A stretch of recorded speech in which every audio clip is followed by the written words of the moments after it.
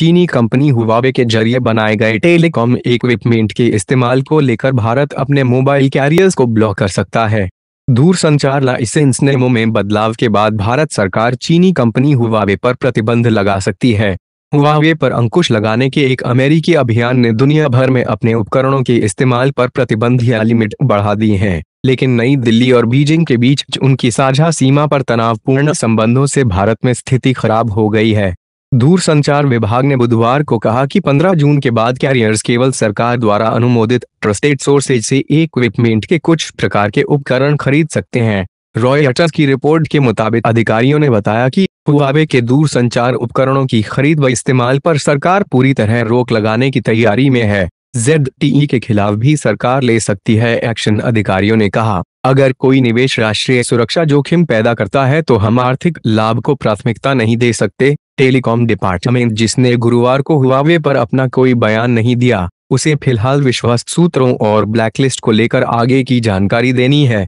हालांकि एक तीसरे ऑफिशियल ने कहा कि ZTE व्यापार संघ, जो एक और चीनी फर्म है, उसकी भारत में ज्यादा उपस्थिति नहीं है, ऐसे में उसे भी बाहर रखा जा सकता है। बता दें कि चीनी सरकार के लिए जासूसी करने के लिए कथित रूप से हुआवे और ZTE पर जांच चल रही है। दोनों कंपनियों ने इस मामले में आरोपों को खारिज कर दिया है। बढ़ सकती है लागत। भारत के 3 बड़े टेलीकॉम कैरियर में से 2, भारती एयरटेल और वोडाफोन आइडिया, हुआवे गियर का इस्तेमाल करते हैं। उद्योग विश्लेषकों का कहना है कि हुआवे गियर पर किसी भी प्रतिबंध से लागत बढ़ने की संभावना है। बता दें कि चीनी फर्म के उपकरण और नेटवर्क रखरखाव अनुबंध आमतौर पर एरिक्सन और नोकिया जैसे यूरोपीय प्रतियोगियों की तुलना में सस्ते हैं और भारत में ऐसे गियर की सीमित उपलब्धता है।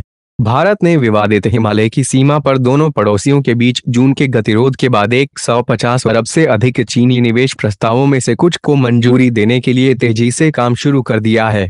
एक वरिष्ठ सरकारी अधिकारी ने रॉयटर्स को बताया, हमने चीन से भी निवेश प्रस्तावों को कुछ मंजूरी देनी शुरू कर दी है, लेकिन हम टेलीकॉम इंफ्रास्ट्रक्चर और फाइनेंशियल जैसे सेक्टर्स में कोई मंजूरी नहीं देंगे। अधिकारियों ने यह भी कहा कि भारत 100 से अधिक चीनी मोबाइल ऐप पर पिछले साल के प्रतिबंध को हटाने के मूड में नहीं है।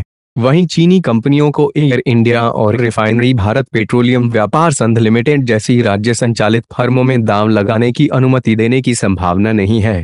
भारत 1 अप्रैल से $12.5 अरब जुटाने की योजना बना रहा है, जिसे राज्य द्वारा संचालित कंपनियों को बेचकर किया जा सकता है। हालांकि इस मामले में वित्त मंत्रालय ने टिप्पणी का जवाब नहीं दिया।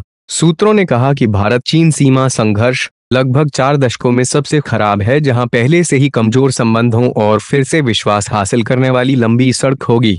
प्रौद्योगिकी मंत्रालय ने ऐप के प्रतिबंध पर टिप्पणी के अनुरोध का जवाब नहीं दिया।